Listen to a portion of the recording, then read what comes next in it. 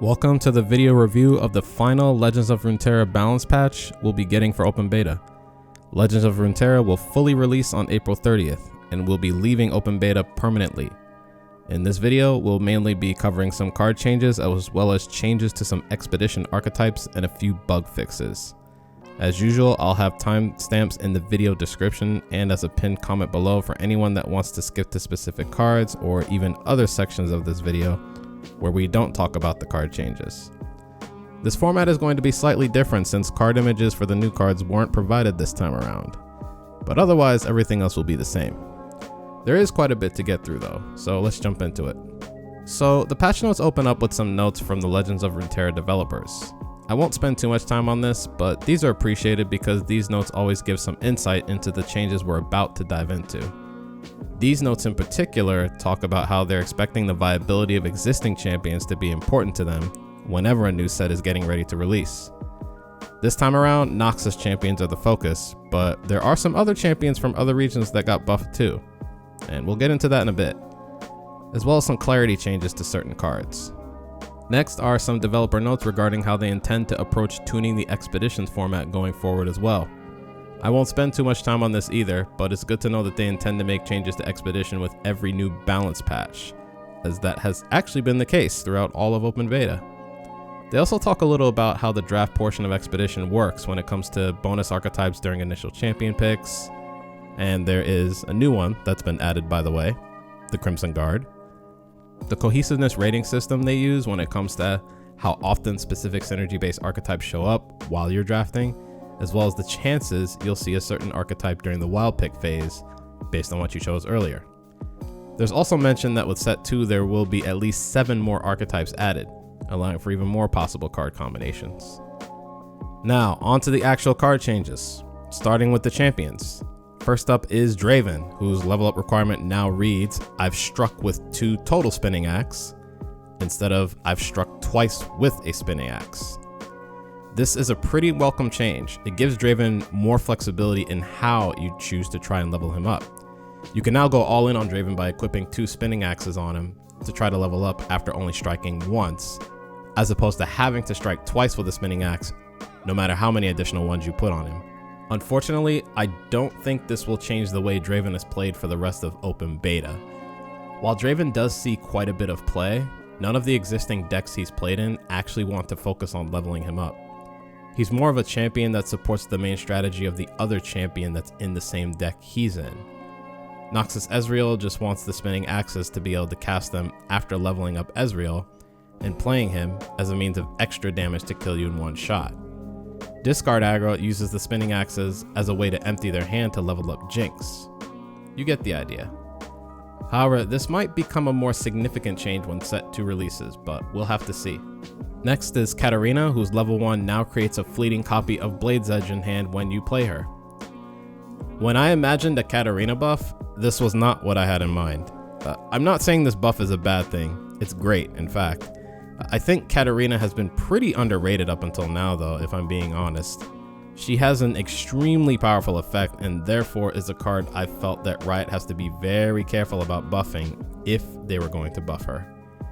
This buff seems pretty safe as I think a stat buff of any kind is very dangerous. Anyway, the biggest benefit Katarina gets from this buff is the fact that you get some type of value from her even if she dies the same turn you play her. As long as you use the Blade's Edge in the same round you play Katarina anyway. This also means she will sometimes not be your turn 3 play if you got her in a deck that's focused on curving out with units early, but you want to use the Blade's Edge you get from Katarina as well.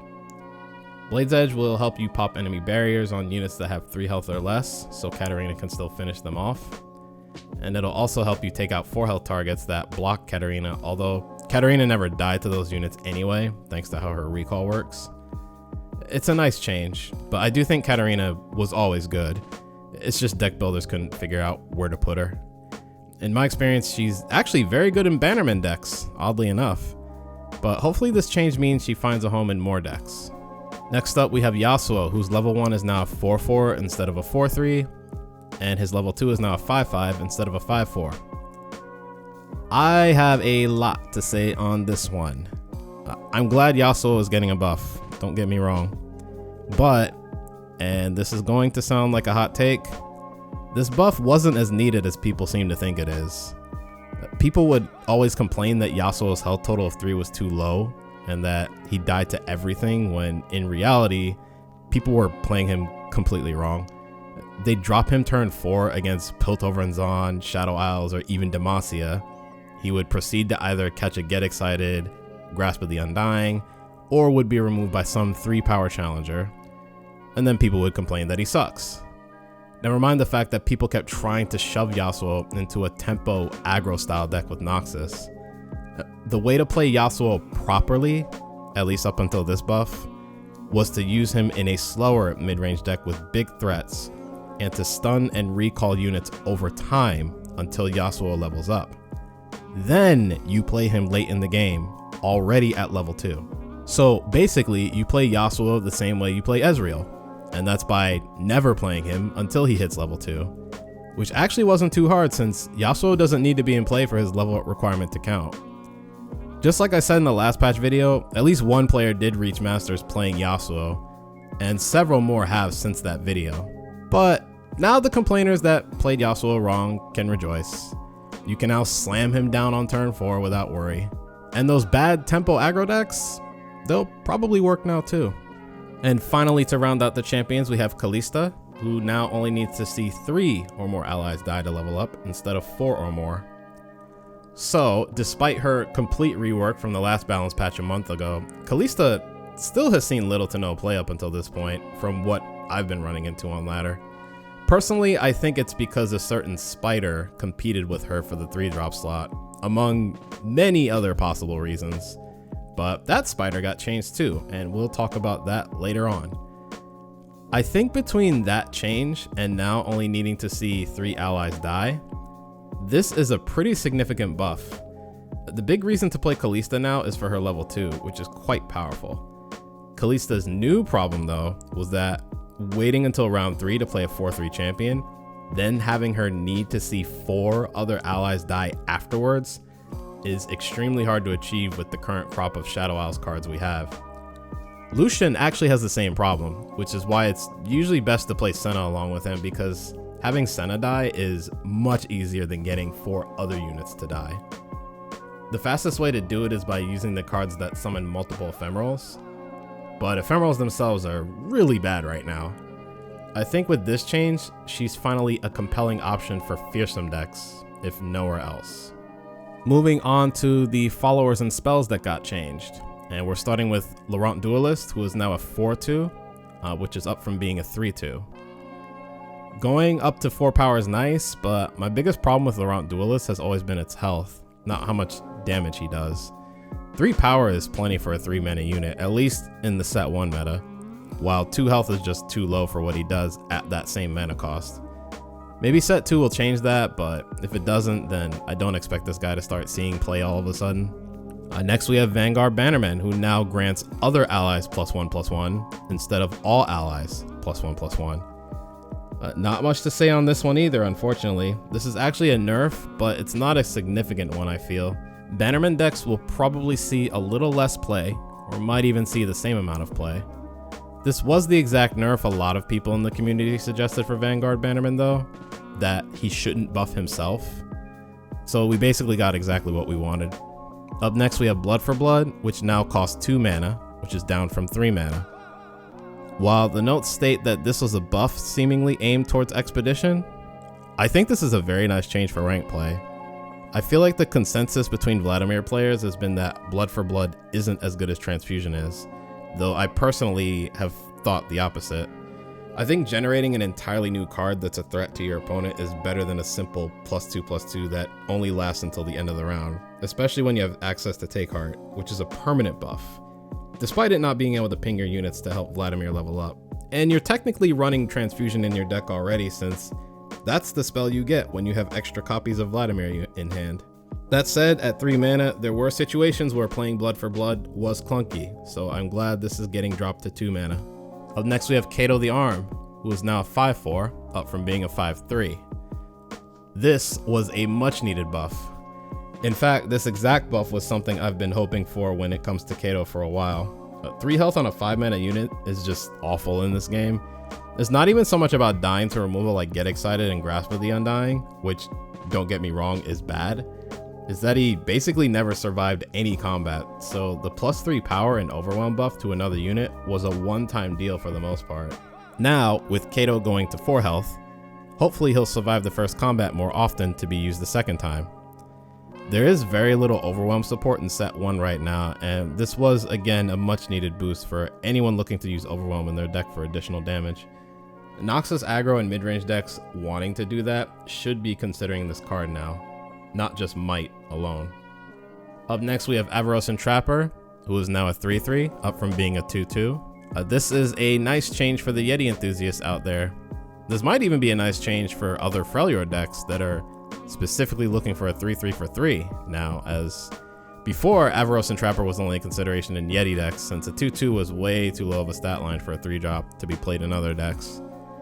And replacing itself within the next 3 turns wasn't enough to make up for that fact. But now this is much more compelling.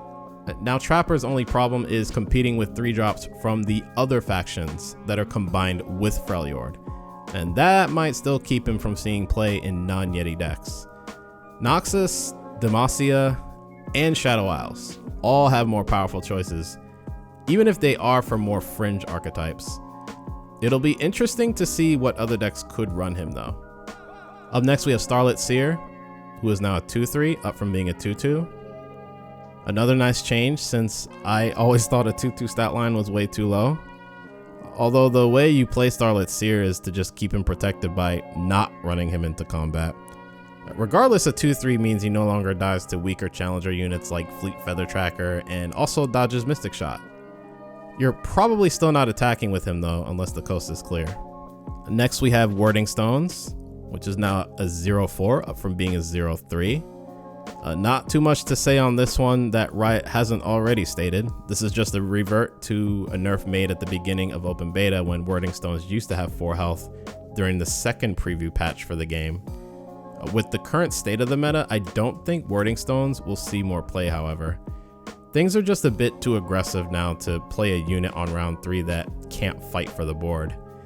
Also, it still actually competes with Catalyst of Eons, believe it or not, because the decks that run Catalyst save their mana the first 2 rounds of the game so they can play Catalyst on turn 3, the same turn you would play Wyrding Stones. Next we have Shady Character, who is now a 1/3, up from being a 1/1. Another nice buff. Shady Character previously wasn't even a thought as far as serious rank play goes. Its summon ability is a skill, which means the opponent gets a window to respond with their own fast or burst spell. In this case, if anyone tried to play Shady Character, he would die to Vile Feast before ever getting to transform, among the many other damage-based removal cards in the game. You could even kill your own unit in response with something like Glimpse Beyond if it was that serious. There were just too many ways to blow this card out. Unfortunately, I think there still are, so I still don't expect to see this card in serious decks, but at least you won't get blown out as hard when your opponent does try to counter the effect. Next we have Frenzied Skitterer, which is now a 3/2 instead of a 3/3.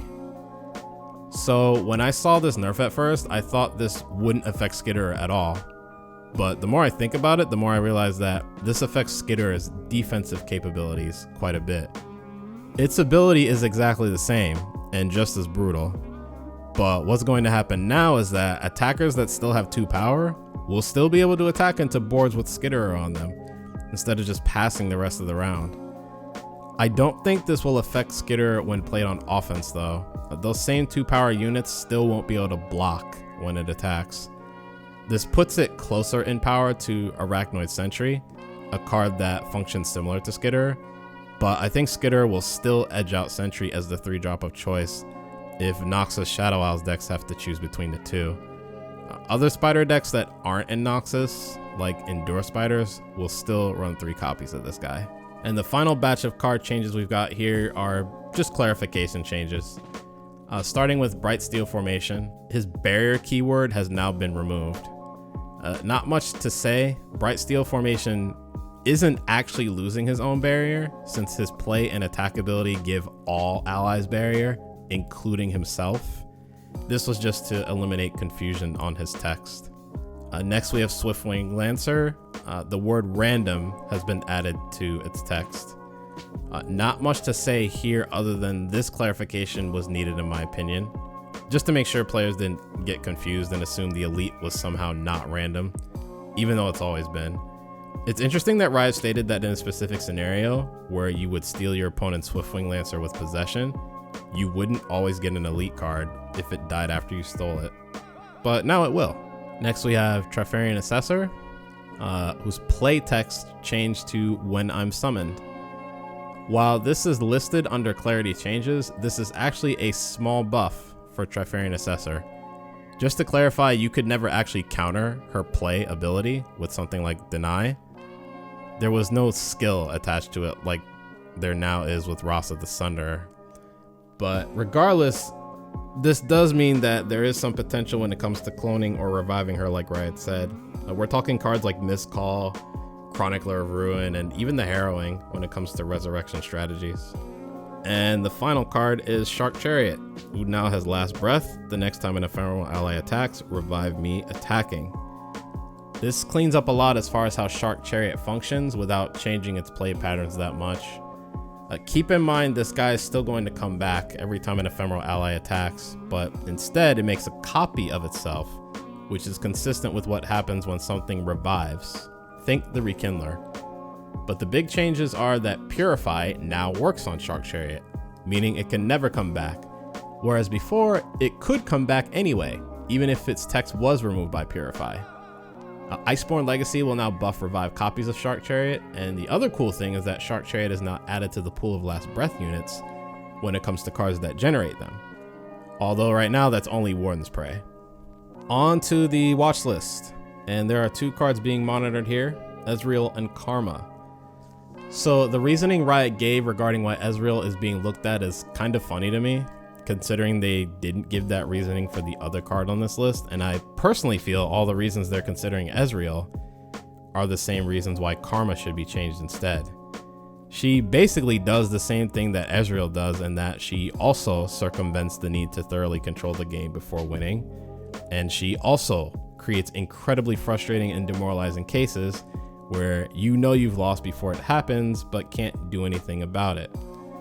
The only difference is that Ezreal has a one-turn kill that makes it obvious that you lost because it immediately ends the game, and Karma wins after round 10 but doesn't tell you that she's won. She just lets you keep playing the game thinking you can still win, but you actually can't. So she creates the same scenarios Ezreal does. As the opposing player, you either keep playing against Karma after round 10, hoping that your less than 10% chance to win shows up, or you concede. Those are your options. The only way to consistently beat Karma is with a deck that's fast enough to win consistently before turn 10, and only one deck in the meta does that right now. If you can't tell, I'm pretty disappointed that Karma wasn't nerfed.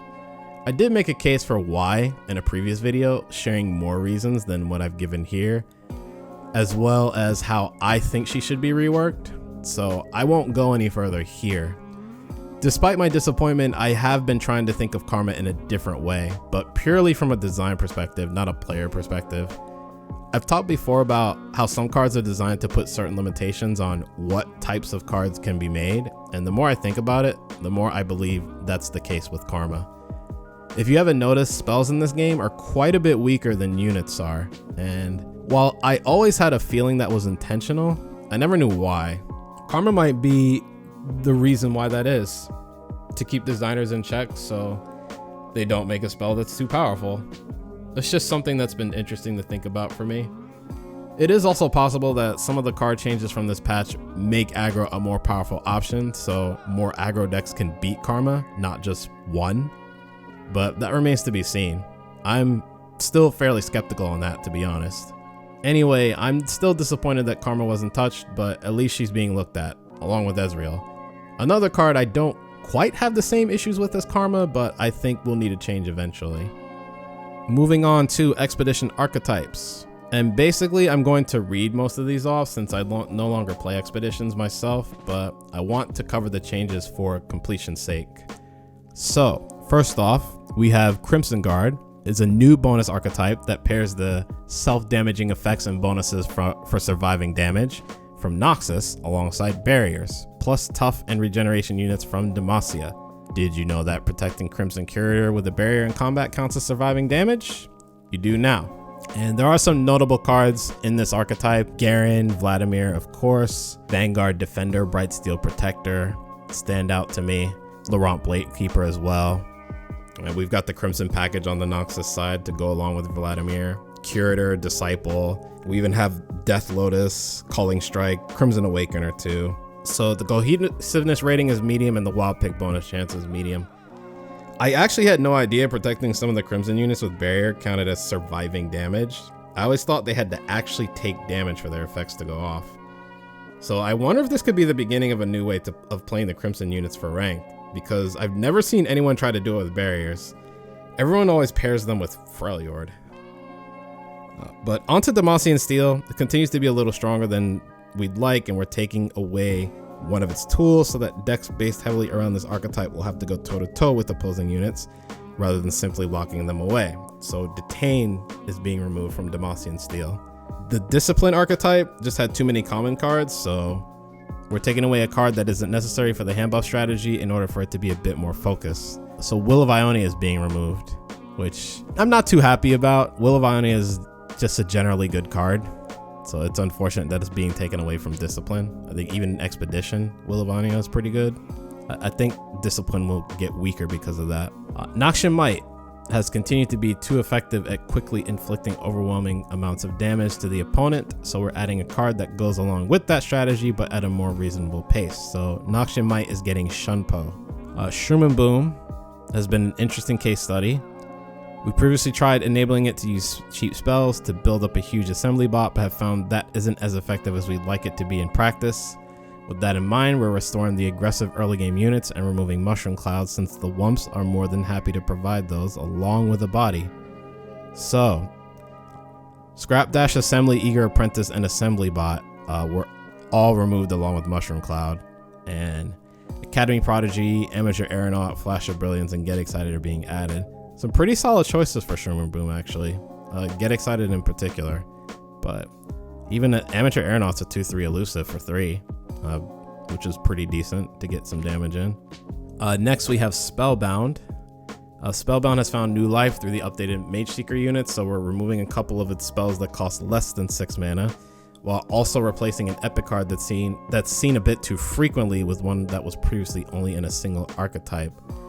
So Cythria the Bold is being removed, and Dawn Speakers is being added in her place. Prismatic Barrier and Static Shock also got removed. I think it's kind of weird that they're removing Cythria the Bold, which is an epic that doesn't fit Spellbound, for Dawn Speakers, another epic that doesn't fit Spellbound either. So it's kind of strange. But it's probably for the sake of them just having an epic. Anyway. Retribution is a little on the strong side presently, so we're removing a spell that shows up in a variety of archetypes and was least needed here. So Vengeance is getting removed. Battle Scars doesn't need much adjustment and will likely benefit from the addition of the new Crimson Guard archetype, but Starlit Seer should be at home here again given its extra point of health. So Battle Fury got removed for Starlit Seer. Not sure about that one. I think Battle Fury is still better than Starlit Seer, but we'll see. Enlightenment is giving up its Yeti sub-theme, so we're compensating it with an additional late game threat that's worthy of ramping into with the newly buffed Wyrding Stones. So Battle Fury got added into Enlightenment, taken away from Battle Scars. Avarosan Trapper, Tall Tales, and Ancient Yeti were removed from Enlightenment. Cloning Program has always had a theoretical sub-theme based around copying Funsmiths and then using them to enhance your damage effects, but in practice it was far too slow and inconsistent. We're removing it in favor of a Yeti sub-theme, since 1-cost 5/5s are perfect for copying into your deck.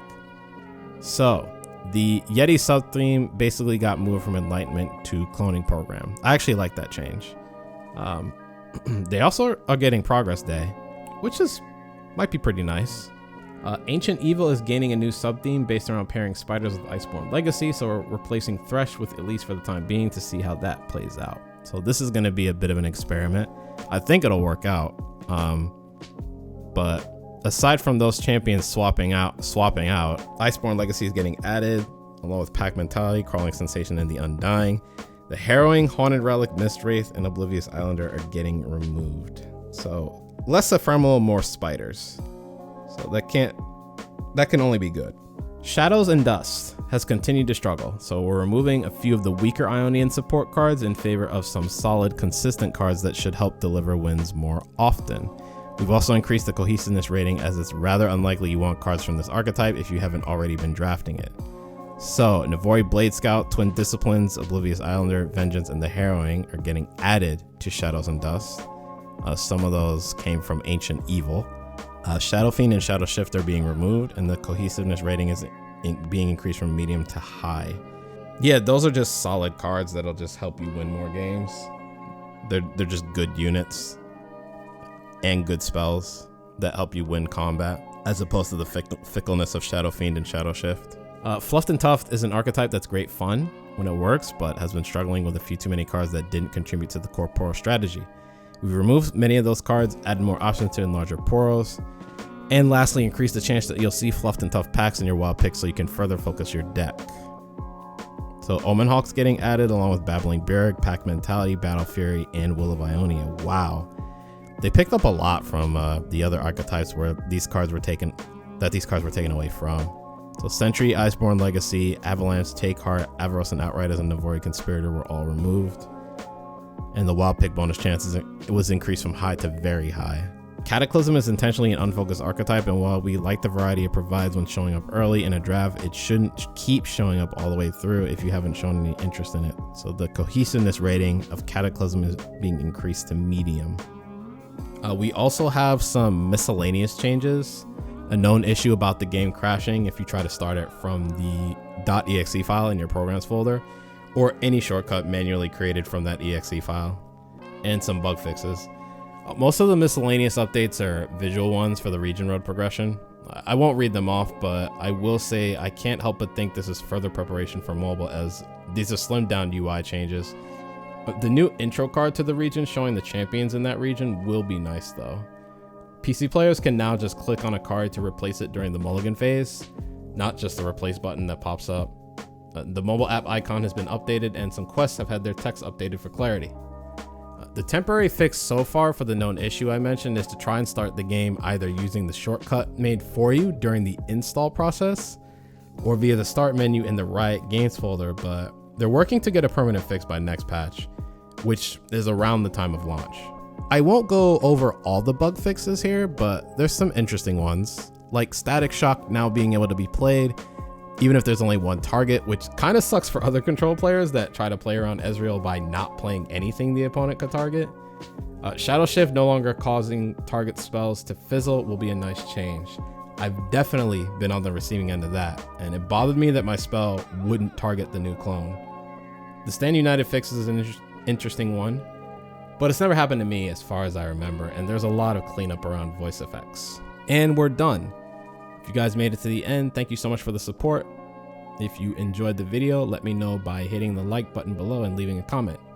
I appreciate constructive criticism and feedback since I'm always looking to do things better. If you don't want to miss out on future videos, subscribe to the channel and don't forget to click the notification bell below as well. Also, feel free to check out all the other social media places I hang out at. I also stream Legends of Runeterra live on Twitch, so feel free to follow me there as well. Links to everything are in the video description below. Thanks again for taking time out of your day to watch this. I'll see you all next time. Take care.